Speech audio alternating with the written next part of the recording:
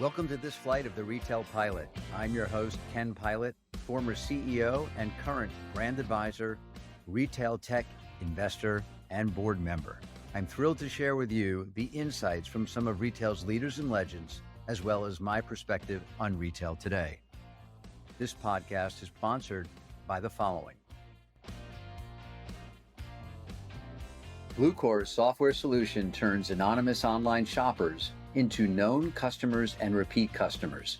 Bluecore enables retailers to personalize and optimize their email, SMS, and site marketing campaigns by delivering targeted and relevant messages based on where every customer is in their journey.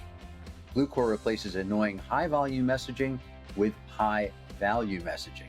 Customers include Alo Yoga, Neiman Marcus, and Gap. I'm excited to have today on the Retail Pilot Leaders and Legend, a legend, Jeanne Jackson, who is CEO of MSP Capital, a private equity and consulting firm that she founded in 2002, and a board member of Monster Beverages, Delta Airlines, and Moncler SPA. Jeanne has also held board positions with Nike, McDonald's, Kraft Heinz, and Nordstrom. In 2009, after serving on Nike's board, Jeanne assumed leadership roles at Nike that included a senior strategic advisor to the CEO of Nike until 2017. From 2000 to 2002, Jeanne launched and served as CEO of Walmart.com and previously served in leadership positions with Gap Inc., which included heading both Banana Republic and Gap's e-commerce division. Prior C-suite roles include Victoria's Secret, Saks Fifth Avenue, Federated Department Stores, and Walt Disney Attractions, Inc. She is currently a member of the International Women's Forum and has, in the past, been recognized by Businessweek as one of the year's 25 best managers, by Fortune as one of the most powerful women in business, and by Ad Age as one of the most powerful women in sports. Jeanne holds a Bachelor in Science from the University of Colorado and an MBA from Harvard's Graduate School of Business Administration. It is great to have with me today a former colleague and one who I admired a great deal and also feared while I was at Gap Brand, Jeanne Jackson. Jeanne, welcome to the Retail Pilot. It's nice to be here. Thanks for asking, Ken. Was so excited when you accepted my offer to come on today because I really did enjoy the time that we worked together. You were running Banana Republic, then also helped Gap get into the digital age, leading our e-commerce efforts. But, one thing I recalled about my time with Jeanne Jackson, just a great leader.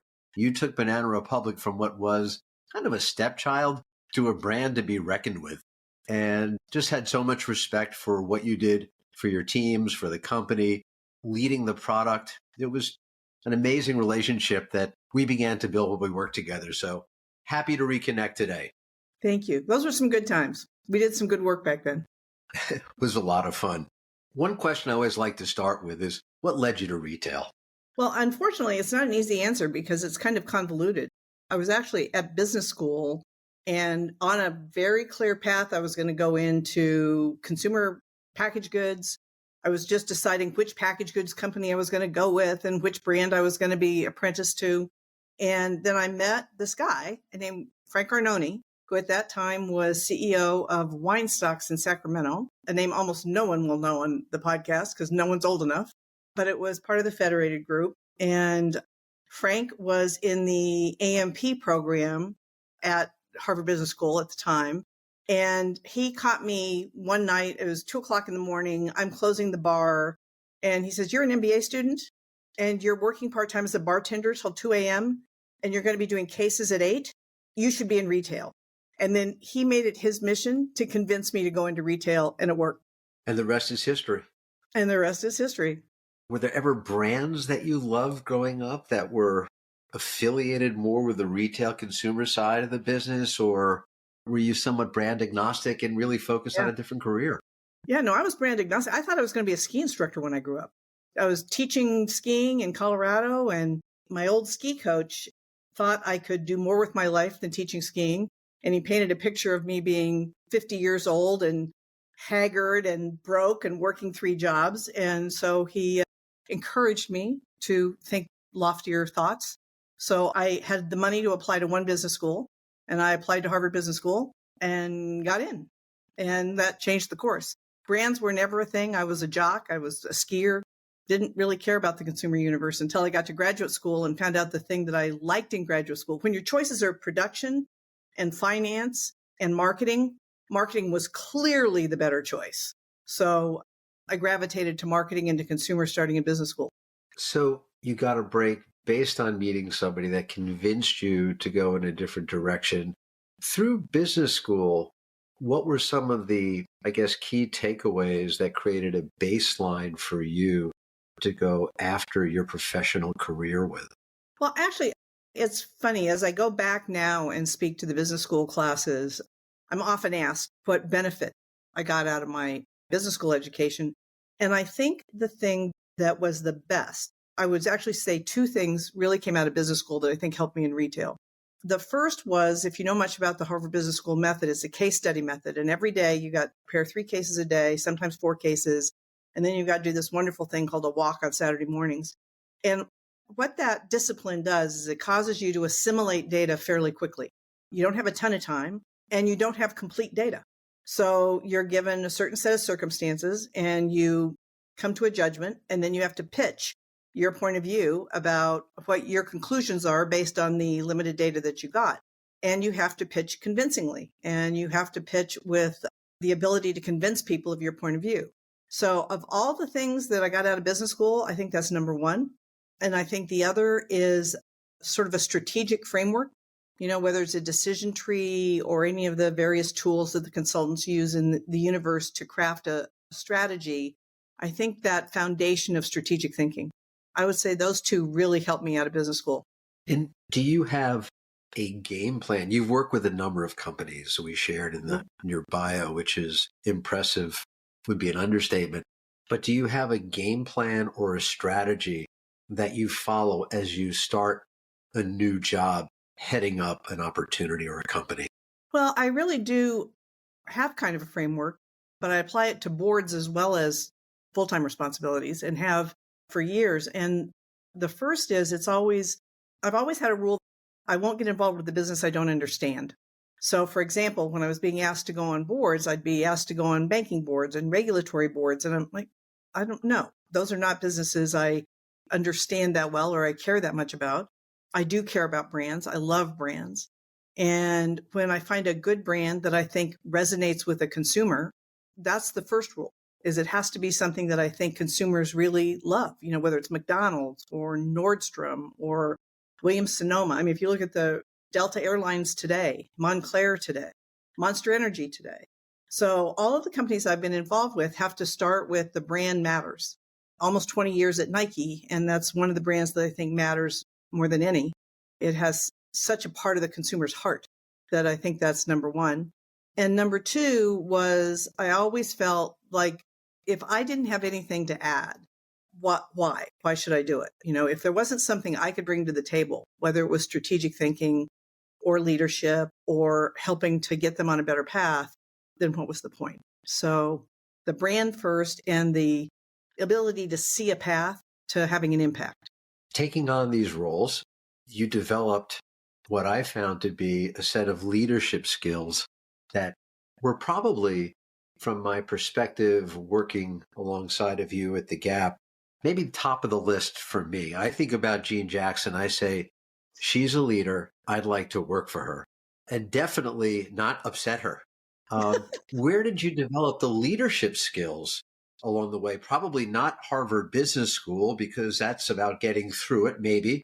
But where did you hone your leadership skills? Was there a mentor or someone that really imbued that skill set upon you? Well, I think leadership is lifelong learning. I would like to think I'm a better leader today than I was 10 years ago or 20 years ago. And I would hope that I was a better one 20 years ago than I was 30 years ago. So I think you accumulate experiences over your life that help you become, I think, a better leader if you listen to people and if you take the input that you get. And if I were going to go to the place where it started, actually, I'm actually going to go to high school where I was where I took extemporaneous speaking. And again, it was one of those things where when you start competing on extemp speaking, you're given a topic that you may know nothing about. And you have to stand up and be convincing in a fairly short period of time about your topic. Even if you're just making it all up, you have to be convincing on the topic. So I think if I just go back all the way to then when I found out I could convince people to do things, that's where it started. And I think over the years, good experiences, bad experiences, some painful experiences, all helped mold the leader that I still think I'm becoming. Is there one leader in particular who had a set of skills that you began to pattern yourself after or just really admired that leader's style? I wish I could say that, but I've been so lucky to work with so many great leaders. And sometimes the pattern was, gee, I want this aspect of that leader and not that aspect. Or I learned this thing from this leader and that thing from another. I mean, I can go back, I would say the first person who really tapped me on the shoulder and helped me develop as a leader was Bert Tansky at Saks Fifth Avenue. And that's a name some people may or may not remember. But Bert put me into a leadership development program when I was vice president at Saks. And we were owned by British American Tobacco back then. So the other people in my leadership class were all men who smoked nonstop. I was 6 months pregnant. That was really a whole lot of fun. But he's the first person who truly said, we're going to invest in you. And it was the first time I'd done a 360. It was the first time I'd had a coach. So it would start with Bert, but then Dick Nunes at Disney was someone who really taught me about commitment and people and values. Phil Knight, there's so much you learn from Phil Knight every minute you're with him. Mark Parker at Nike, Ed Bastian today at Delta. I mean, I think that as you go through life, you're lucky enough to be around people who have different skills. And if you lined up all those guys together, they're not that much alike, but each one of them has something they bring to the table that makes them someone people want to follow. Was there a woman along the way that you said, I want to be like her, or that you admired that actually gave you a page to add to your playbook? Well, I wish I could tell you there were a lot of women at the table as I was coming through, but unfortunately, there just weren't, especially above me. I mean, occasionally I was lucky enough to have 2 or 3 peers at the table, Jenny Ming for one, and that was always fun. I learned from them, Hillary Crane at Nike. There are always those people who are your compatriots in the battle. There was almost never where there was someone above me who filled that role. People I admired coming through, Condoleezza Rice is somebody who I adored, and we tried really hard to recruit her to the Nike board of directors, and I loved every minute I got to spend with her. There are those women you look to and go, wow, I wish I had half of what she's got. Was there a point, Jeanne, in your career where obviously I'm sure that being a woman was a challenge, in the world of men, tobacco smoking men, as you referenced, who are on the board of or you're working with at Saks. But was there a point where you said to yourself, now being a woman is an advantage versus a disadvantage? Well, the one time I would say it was truly an advantage was when I was at Victoria's Secret, because that period of time, I think understanding why women bought what they bought, I think was an advantage. And we had an all-female leadership team at that point. So I think that was a point in time where it was an advantage. Do I think there was an aha moment where I went, gee, this is an advantage? No, but in hindsight, I would look back and say it didn't hurt. So yeah. Is there a common denominator that you provide for the boards you serve? Well, I have been told, and this won't surprise you, that I play the role of provocateur, that I will say the tough things. Yeah, I know that doesn't surprise you one little bit. But, I am who I am, and I'm not going to change at this point in my life. So I fortunately have learned to fully disclose that when people approach me about an opportunity, so that if that's not what they want, we know that going in. Well, I got to ask you, Jeanne. So you're on the board at Delta. I happen to fly Delta. They had a pretty good loyalty program up until this year. And I just got a vent now that I got somebody on the board. Who knew? But how does mileage count for nothing going forward? I mean, it's all about what you charge versus, and that's how you fly. So now where's my Delta card? I've got my Delta Reserve card now. I don't even have to fly with Delta and I can become Diamond. How is that? It's math. It's just math. I get it. Probably great for the bottom line. But anyway, I do love Delta. I think it is probably the best airline that I've flown. And, going back to our Gap days, I think I'm a million-mile flyer with United and with Yeah. American, and I still fly Delta. I'm not a million-mile flyer with them yet, but now I guess I'll have to be a $1 million charger. I might probably get There there you go. faster than using miles. Now you know the formula. But Let's go spend more. I do. I got it. Once you know the formula, you know how to deliver, right? It's like, Exactly. what's the goal? Or as Ron Oh, Beal by used the to way, say, what do I need to do to get an A? Yeah, they are definitely the best airline. I don't care what measure whether it's on-time performance, whether it's customer service metrics, it really doesn't matter what metric you use. Delta is the best airline far and away. And how long have you been on the board of Moncler? Because that's got to be not only one of my favorite brands, but they also acquired my favorite brand, which is I Stone love Island. Stone. How long have you been with them? Yeah. Well, this is my second year, and it's being on a European board is not the easiest because there's a whole bunch of statutory stuff that has to be done in the language of the board.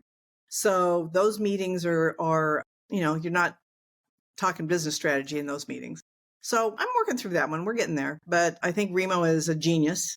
I think acquiring Stone Island was fantastic. And there's so much runway for both brands. And I think they've got an incredible leadership team. So I have nothing but optimism for that business. They're almost, I guess they'll do over $3 billion in revenue this year. Just looking at their business. I mean, it's amazing the space that they have created for themselves as a brand. I mean, I guess luxury labels are like that, right? There's Gucci in a space, but then you have Prada bumping up next to it. I don't really know who bumps up against a Moncler in terms of being something as close to authentically active as they are with the history and DNA that they have. It's a rather remarkable space that they own. And their store experience, the brand, the creativity that they have that goes into the product is unbelievable. I mean, there's such a nurturing of that brand and shepherding of the quality of product. Got to be like a top brand in the world. I think so. You wouldn't have to convince me on that one. God, I love it. I love it. It's great. I mean, so I guess you fly on Delta wearing Moncler, right? We got drinking you covered. A Monster Energy drink. Yeah, drinking a Monster Energy drink. And I stop at McDonald's at the airport, and I can take you through the whole portfolio if you like. There's nothing that's not covered. Let's take a quick break with a word from our sponsors.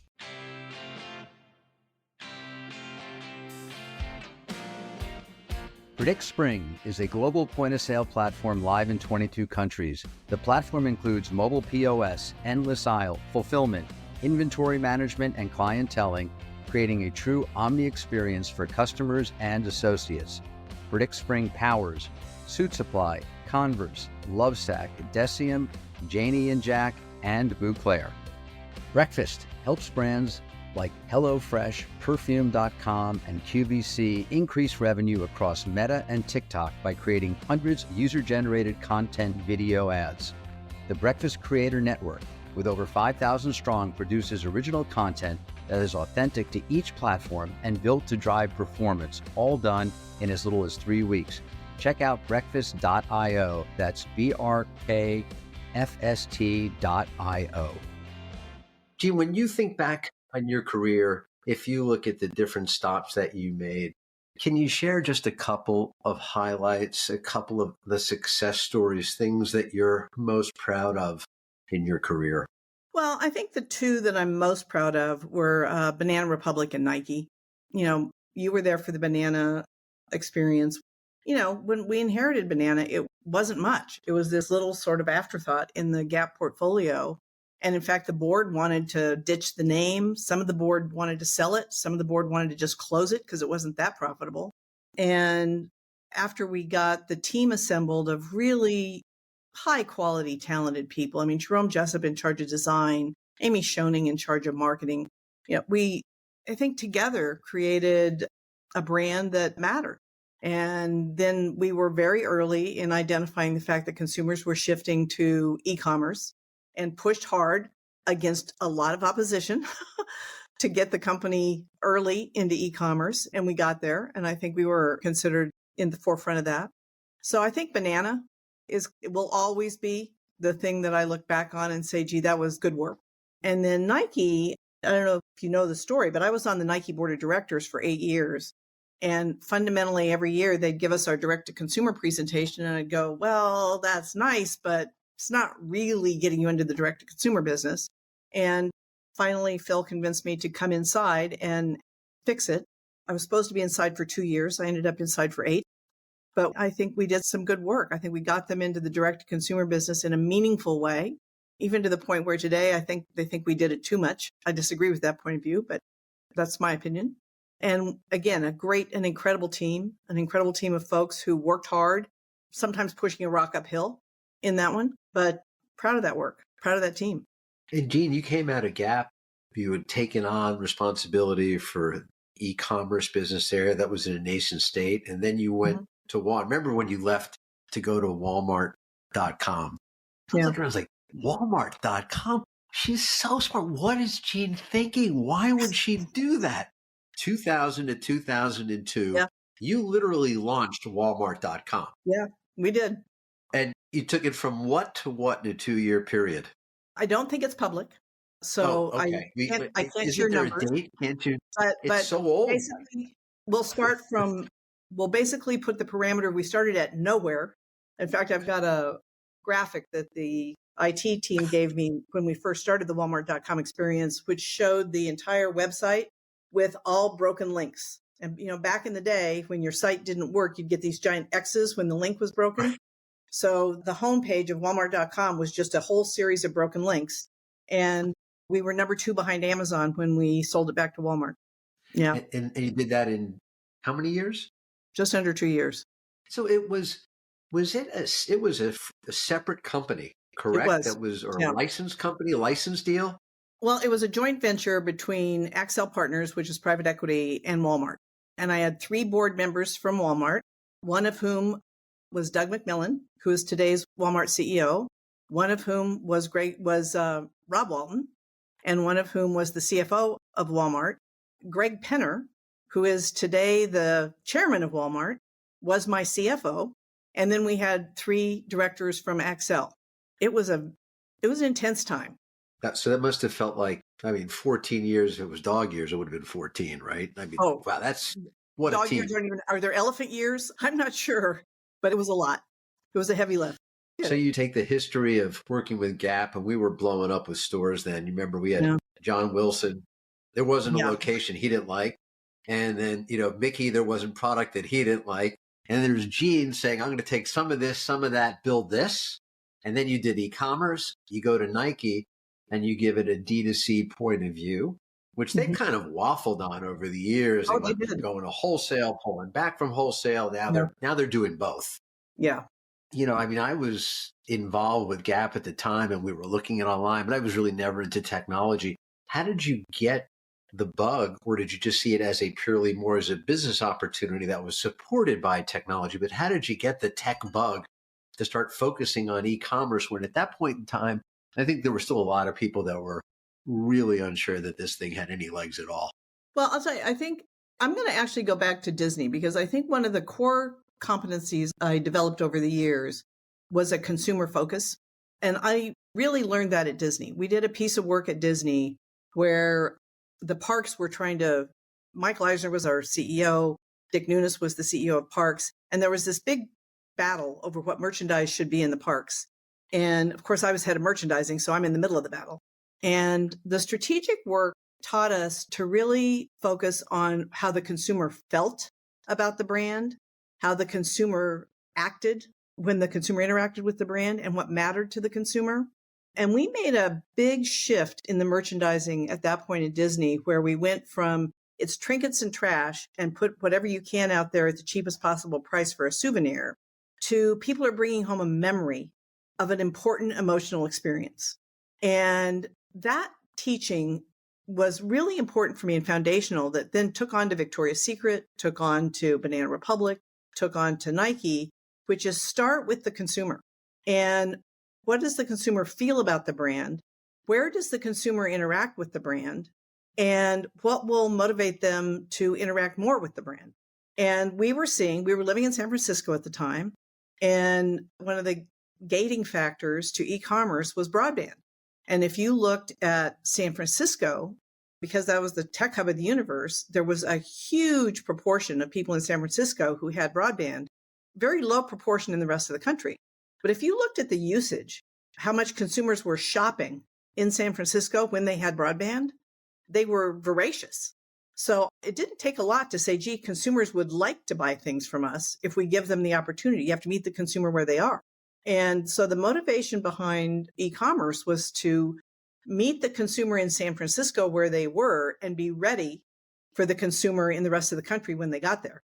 Is technology an important part of what you review, see, encourage others to look at today? Or is that something that you've put more to the side and focus on other areas of the industry?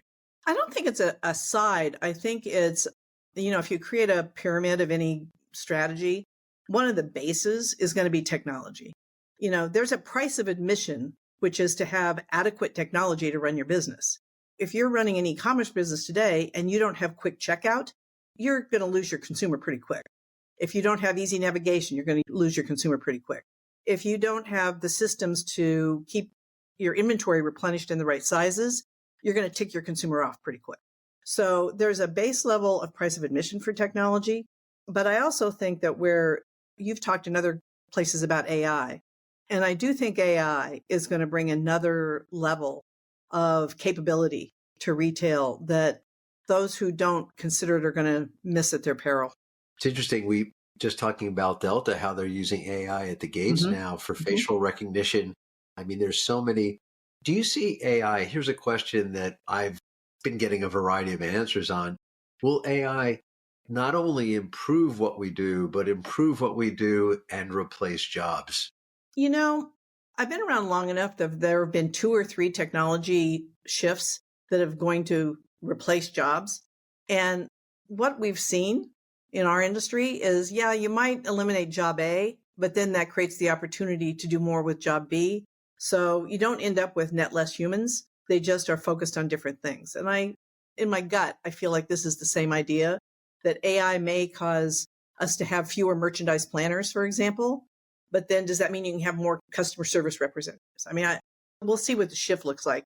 But I think there's definitely areas where there will be higher, hopefully, there better be higher efficiency and smarter use of the humans. At the board level today, does conversations about technology must come up often. Is the board pushing CEOs to be more focused on that part of their business in terms of who they're hiring, or even what new technology they're bringing on board to keep the companies moving forward? I would say that technology is now a regular part of every board conversation. Every board I've been on for the last decade has had at least once a year technology review and cybersecurity. So usually those are actually 2 different reviews, one for technology itself and one for cybersecurity. Sometimes they're rolled into one. But pushing for, that's all, I don't know about pushing for. I think that all smart senior executives are thinking about technology.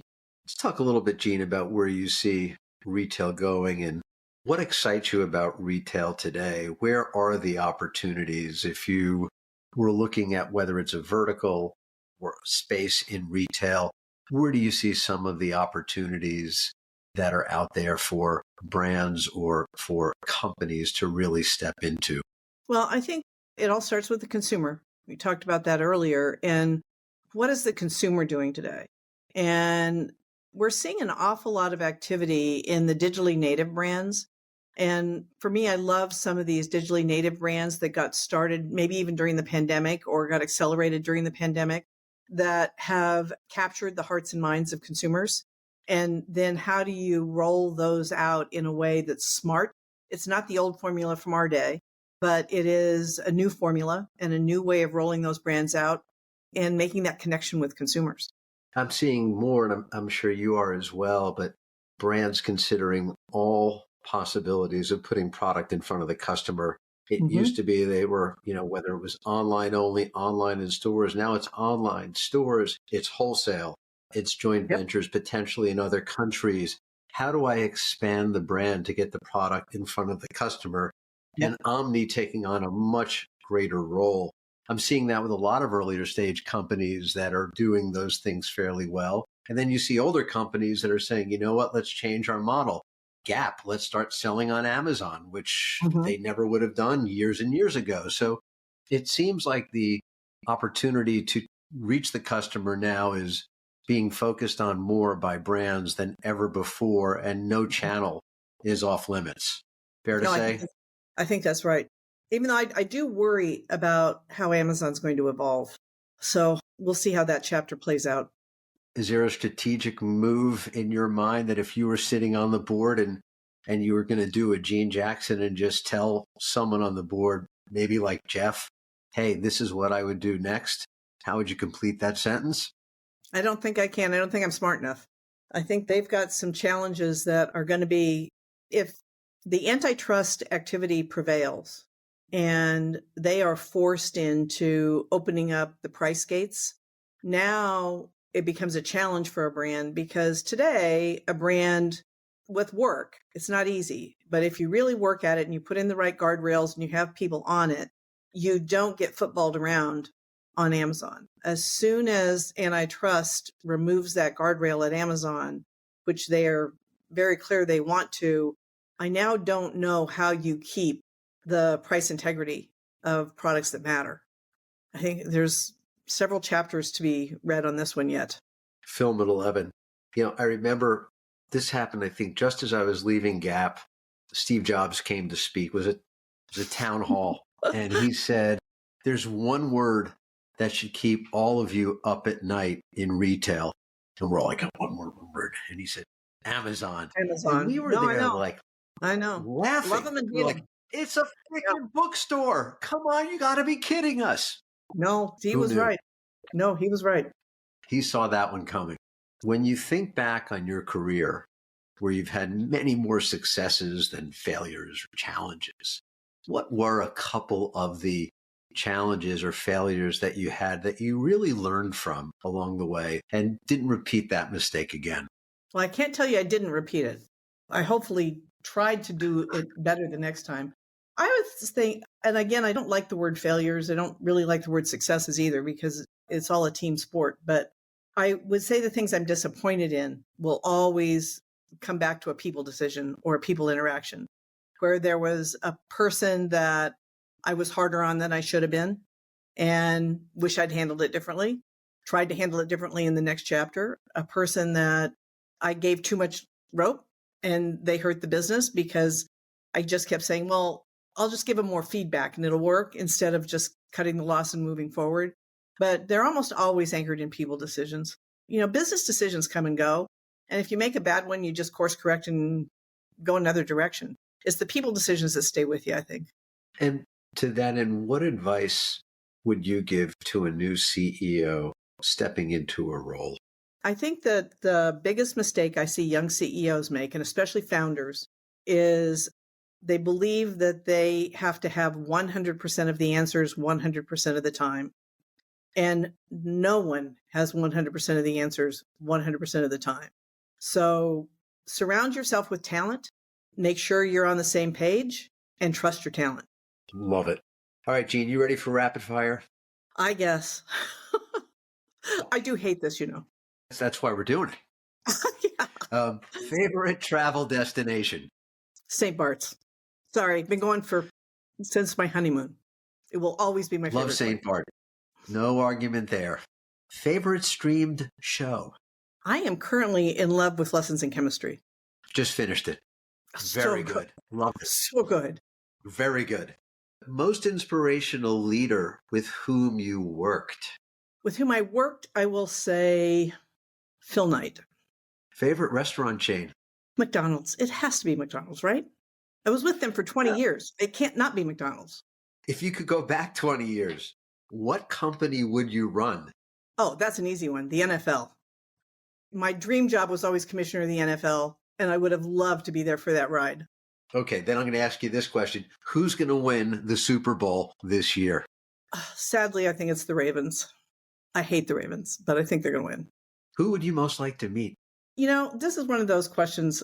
Truly, I would love to go back 3 generations and meet my great-great-great-grandparents who, came across the country right before 1900 and founded a college in Wyoming. And I'd love to go back and go, what were you thinking? How did you do that? Why did you do that? I would really love to understand that and meet them. And with that, Jeanne, we will land this Delta flight of the Retail Pilot. Thanks so much for joining us today. Thanks. Thanks for tuning in to this week's flight of the Retail Pilot. And please give us a review on your favorite podcast platform.